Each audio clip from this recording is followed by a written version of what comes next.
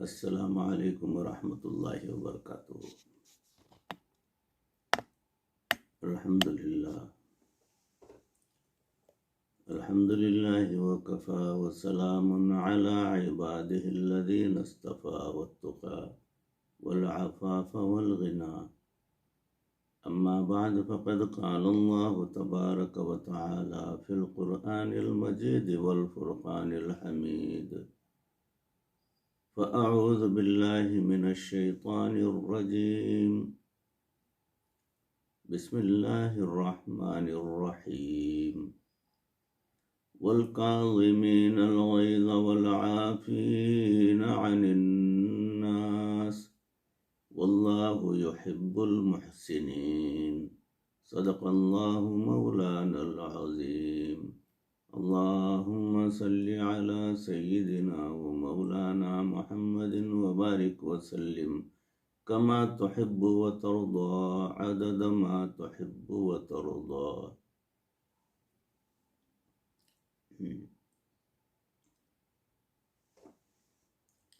محترم و مکرم حاضرین، ناظرین، سامعین، بھائیوں، بزرگوں اور دوستوں، معزز خواتین، ہماری ماں بہنوں، تصوف کے عنوان سے جو سلسلہ چل رہا ہے اس میں موضوع چل رہا ہے حسن اخلاق کی اہمیت۔ اسی موضوع کی اگلی کڑی سماعت فرمائیں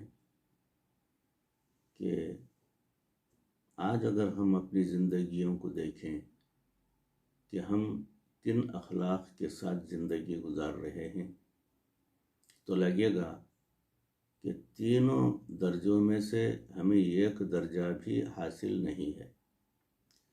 سب سے اعلیٰ درجہ حاصل ہونے کی بات تو دور کی بات ہے، جو سب سے چھوٹا درجہ ہے وہ بھی حاصل نہیں ہے، کیونکہ ہم تو ہر بندے کو کہتے ہیں کہ ہم اینٹ کا جواب پتھر سے دیں گے۔ یہ بات تو تینوں درجوں میں سے کسی درجے میں بھی نہیں آتی۔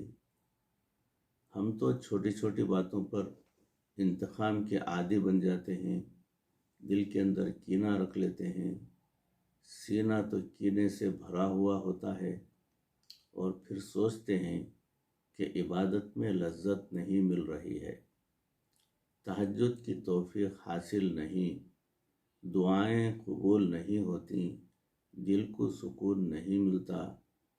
جب دل میں کینہ ہو تو سکون کیسے آئے گا؟ کینہ کسے کہتے ہیں اس کے تعلق سے بھی ہم کو جان لینا چاہیے کہ ہمارے دلوں میں کینہ اتنا بھرا بیٹھا ہے کہ وہ کینہ کیا ہے وہ بھی ہم کو بیٹھ کر سوچنے کا کبھی موقع نہیں ملا۔ کینہ کہتے ہیں کسی سے رنجشی ہوئی ہو اور اس کو دل میں رکھ لیا، اب اس کا برا چاہا، برا سوچا، برا مانا، برا مانگا، اس کے بارے میں بری تمنا دل میں رکھ لی، اس کو کینہ کہتے ہیں۔ اور آج ہر دل میں کسی نہ کسی کے بارے میں کینہ موجود ہے، الا ماشاء اللہ۔ بھائی کے دل میں بھائی کے بارے میں کینہ موجود ہوتا ہے، بہن بھائی کے دل میں کینہ موجود، ایک دوسرے کے گھر کا پکا ہوا کھانا نہیں کھاتے، اور کہنے میں ہم سب مسلمان ہیں۔ یاد رکھیے، احادیث میں آتا ہے کہ اللہ رب العزت لیلۃ القدر میں سب گناہ گاروں کو بخشش کر دیتے ہیں، مگر چند گناہوں کی بخشش اس رات بھی نہیں کرتے۔ ان میں سے ایک وہ بندہ ہے جس کے دل میں مسلمانوں کے بارے میں کینہ موجود ہو۔ تو جس کے دل میں کینہ ہو اس کی لیلۃ القدر میں بھی بخشش نہیں ہوتی۔ کیا ہم نے کبھی اس طرف سوچا کہ ہم اپنے سینے کو بے کینہ کر دیں، یعنی کینے سے پاک کر دیں، کینے کو اپنے دل سے نکال دیں؟ یہ سنت بھی ہے نبی صلی اللہ علیہ وسلم نے ایک صحابی کو آتے دیکھا تو فرمایا یہ جنتی ہے۔ جنت کی بشارت تو سب کے لیے تھی، لیکن بائی نیم یوں کسی کو پن پوائنٹ کر کے کہنا کہ یہ جنتی ہے، بڑے اعزاز کی بات ہوتی ہے۔ ایک دوسرے صحابی رضی اللہ تعالیٰ محفل میں موجود تھے، فرمانے لگے کہ میں نے دل میں سوچا کہ اب میں ان کے ساتھ دوستی کر لیتا ہوں اور دیکھتا ہوں کہ یہ کون سا ایسا عمل کرتے ہیں جس کی وجہ سے نبی صلی اللہ علیہ وسلم نے ان کو نام لے کر جنت کی بشارت دی۔ ماشاء اللہ۔ چنانچہ انہوں نے ان سے جا کے ملاقات کی اور کہا بھائی میں آپ کے ہاں 3 دن کے لیے مہمان رہنا چاہتا ہوں۔ تو ان صحابی نے کہا کہ بہت اچھا۔ ان کے دن رات کے معمولات دیکھے، 3 دن ساتھ میں رہے، ان کے ساتھ اٹھنا بیٹھنا کھانا پینا کر رہے تھے۔ کہنے لگے بھائی میں تو اس لیے آیا تھا کہ آپ کا کوئی عمل دیکھوں جو دوسروں سے بڑھ کر ہو۔ مجھے تو کوئی ایسا عمل ہی نظر نہیں آیا جو دوسرے صحابہ نہ کرتے ہوں، آپ کے اعمال بھی ویسے ہی ہوں۔ کوئی انوکھی چیز نہیں آئی، مگر یہ کیا وجہ ہے کہ نبی صلی اللہ علیہ وسلم نے آپ کا نام لے کر فرمایا ہے کہ یہ جنتی ہے۔ انہوں نے جواب دیا کہ دیکھیں میرے اندر کوئی اور عمل تو نہیں جو دوسروں سے زیادہ بڑھا ہوا ہو، مگر ایک چیز میرے اندر ضرور موجود ہے۔ انہوں نے پوچھا وہ کیا؟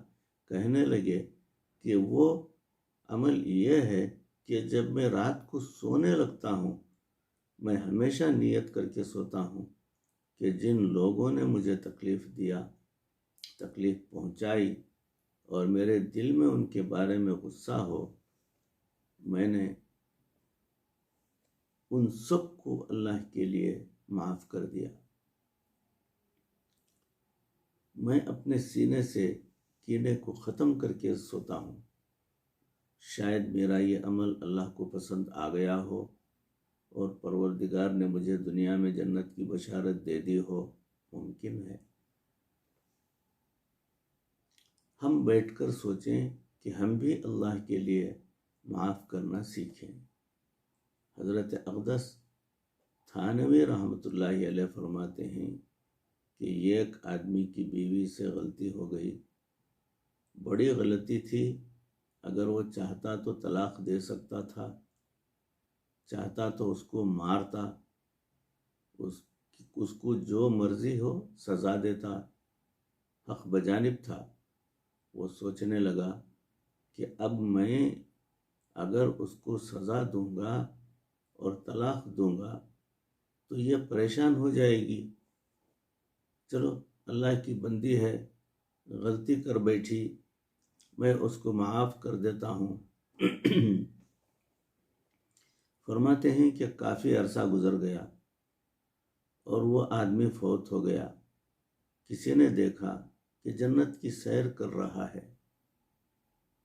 تو اس آدمی نے پوچھا کہ یہ کیا معاملہ ہے؟ کہنے لگا کہ بس اللہ رب العزت کے حضور پیشی ہوئی اور پروردگار نے معاف کر دیا۔ تو انہوں نے پوچھا آپ کا کون سا عمل پسند آیا پروردگار کو؟ کہنے لگے اور تو کوئی ایسا عمل تھا ہی نہیں۔ پروردگار نے فرمایا کہ تم نے اپنی بیوی کو میری بندی سمجھ کر معاف کر دیا، چلو میں تمہیں اپنا بندہ سمجھ کر معاف کرتا ہوں۔ کرو مہربانی تم اہل زمین پر، خدا مہربان ہوگا عرش بریم پر۔ نبی صلی اللہ علیہ وسلم نے ارشاد فرمایا جو شخص دوسروں کو جلدی معاف کرنے والا ہوگا اللہ تعالیٰ قیامت کے دن اس کو جلدی معاف فرما دیں گے۔ اور آپ صلی اللہ علیہ وسلم نے ارشاد فرمایا، جو آدمی دوسروں کے عذر کو جلدی قبول کرنے والا ہوگا، اللہ تعالیٰ قیامت کے دن اس کے عذروں کو جلدی قبول فرما لیں گے۔ کتنا آسان ہے کہ ہم اللہ کے بندوں کو اللہ کے لیے معاف کرتے رہیں، قیامت کے دن اللہ رب العزت ہم پر مہربانی فرما دیں گے۔ ہمارے اسلاف کیا کرتے تھے؟ وہ آخرت کے لیے عمل جوڑ جوڑ کر رکھتے تھے۔ ان کو پتہ تھا کہ اللہ کے حضور پیش ہونا ہے۔ چنانچہ ایک بزرگ تھے، وہ بقالہ کی دکان کرتے تھے۔ ان کے پاس لوگ کھوٹے سکے لے کر آتے تھے۔ پہلے وقتوں میں چاندی کے روپے پیسے ہوتے تھے، جب وہ زیادہ ہاتھوں میں رہتے تو اوپر سے گھس جاتے تھے، پڑھے نہیں جا سکتے تھے، ان کو کھوٹے سکے کہتے تھے۔ ان بزرگوں کے پاس لوگ کھوٹے سکے لے کر آتے اور وہ ان کو پہچان لیتے اور رکھ لیتے۔ تو یہ بزرگ کے پاس بھی کھوٹے سکے آتے تھے اور یہ بزرگ بھی وہ سکے دیکھ کر پہچان لیتے تھے کہ یہ کھوٹا ہے، مگر سودا دے دیتے تھے۔ ساری زندگی ان کا یہی معمول رہا۔ جب ان کا آخری وقت آیا اور انہیں محسوس ہوا کہ بس میرے جانے کا وقت ہے، تو انہوں نے ان کھوٹے سکوں کا تھیلا کھول کر سامنے رکھ کر ہاتھ اٹھائے اور اللہ کی بارگاہ میں یہ دعا مانگی، اے اللہ، میں ساری زندگی تیرے بندوں سے کھوٹے پیسے قبول کرتا رہا اور ان کی ضرورت کی چیز ان کو دیتا رہا، تو بھی میرے کھوٹے عملوں کو قبول فرما لے اور مجھے اپنا نیک بندوں میں شمار میرا فرما دے۔ کیا ہم نے بھی قیامت کے دن کی تیاری اس طرح سے کی ہے؟ ہم اگر اس طرح سے دوسروں کی غلطیاں معاف کرنا سیکھیں، اگر دوسروں کی غلطیاں معاف کرنا سیکھیں گے تو اس کے بدلے قیامت کے دن اللہ تعالی ہمیں معاف ضرور فرما دیں گے۔ دل بڑا کرنے کی ضرورت ہوتی ہے۔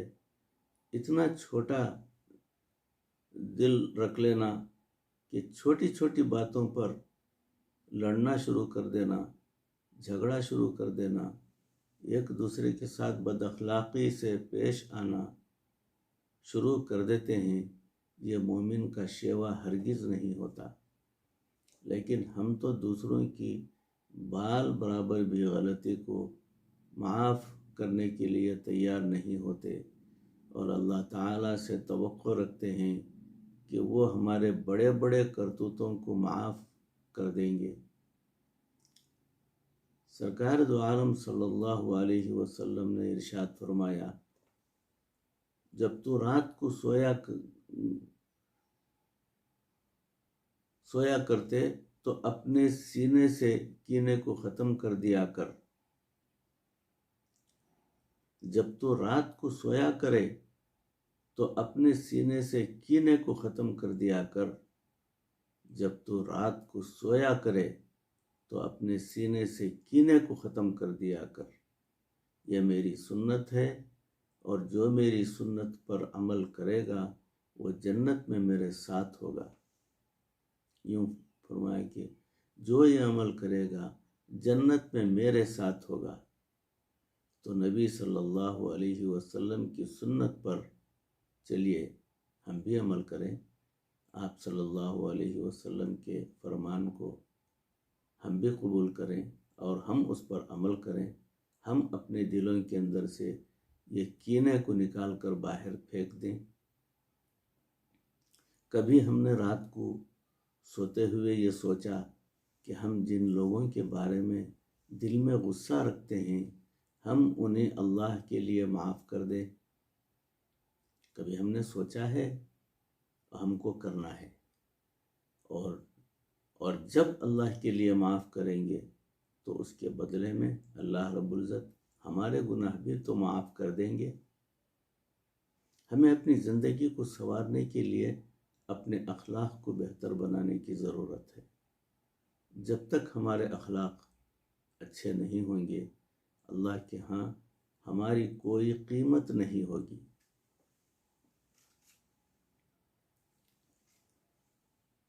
جس انسان کے اخلاق اچھے ہوں گے، اللہ کے ہاں وہ انسان قیمتی ہوگا۔ نبی صلی اللہ علیہ وسلم نے ارشاد فرمایا، اکمل المؤمنین ایمانا احسنہم خلقا، ایمان والوں میں سے کامل مومن وہ ہے جس کے اخلاق زیادہ اچھے ہوں۔ ایک اور حدیث میں ارشاد فرمایا کہ ایمان لانے کے بعد مومن کو جو سب سے بڑی نعمت نصیب ہوتی ہے وہ ہے اچھے اخلاق، جس کے اخلاق اچھے ہوں۔ دین اسلام نے اچھے اور اعلیٰ اخلاق کو بڑا رتبہ دیا ہے۔ انسانیت نام ہی اسی کا ہے۔ انسان اس کا لفظ بعض علماء کے نزدیک انس سے بنا ہے اور انس محبت کو کہتے ہیں۔ تو جس انسان میں محبت اور پیار ہو، الفت ہو، سینہ کینے سے بھرا ہوا نہ ہو، عداوتوں اور دشمنیوں سے بھرا ہوا نہ ہو، نفرتیں تقسیم نہ کرے بلکہ محبت اور پیار کی زندگی گزارے، اس انسان میں انسانیت زیادہ ہے اور یقیناً اللہ رب العزت کے نزدیک بھی اس کی زیادہ قیمت ہے۔ جس طرح درخت کی قیمت اس کے پھل کے حساب سے ہوتی ہے، انسان کی قیمت اس کے اخلاق کے حساب سے ہوتی ہے۔ انسان کی اصل متاع اس کا کردار ہے۔ یہ کردار دیکھنے میں بے قیمت سی چیز نظر آتی ہے، مگر سچی بات تو یہ ہے کہ اس کردار کے ذریعے انسان دنیا کی قیمتی سے قیمتی چیز خرید سکتا ہے۔ دنیا تلوار کا مقابلہ کر سکتی ہے، کردار کا مقابلہ نہیں کر سکتی۔ بھائیو، عزیزو، بزرگوں، دوستو، معزز خواتین، ہماری ماں بہنوں، تصوف کے عنوان سے جو سلسلہ چل رہا ہے اس کا وہ موضوع ہے حسن اخلاق کی اہمیت۔ اس موضوع پر مزید کچھ باتیں باقی ہیں آپ کے گوش گزار کرنے کے لیے۔ انشاءاللہ فی الحال اتنا ہی۔ اس کے بعد اگلی نشست میں بقیہ مضمون آپ کے سپرد پیش کروں گا۔ اللہ رب العزت ان کہی سنی باتوں پر اس عاجز کو اور آپ تمام کو ایسے حسن اخلاق عطا فرمائے، اخلاق کی دولت ہمیں عطا فرمائے، حسن اخلاق کی، اچھے اخلاق کی، اور ہمارا سلوک ہر ایک کے ساتھ بہتر ہو جائے اور ہمیں دنیا کے اندر اللہ اور اس کے رسول صلی اللہ علیہ وسلم کی بتائی ہوئی زندگیوں پر عمل کرنے کی پروردگار ہمیں بھرپور توفیق عطا فرمائے، مرتے دم تک کسی کا محتاج نہ بنائے، ایمان پر ہمارا خاتمہ فرمائے۔ وآخر دعوانا ان الحمد للہ رب العالمین۔